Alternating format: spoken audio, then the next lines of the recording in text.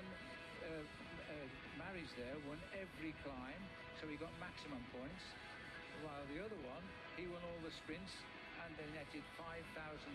each, so that was a great day for riders who'd never remotely earned so much money as a biker,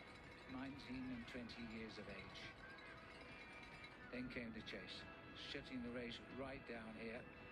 and over the top there it was Dario Cataldo, the oldest man in the race, who nipped over the top in third place. Then it all came down together again,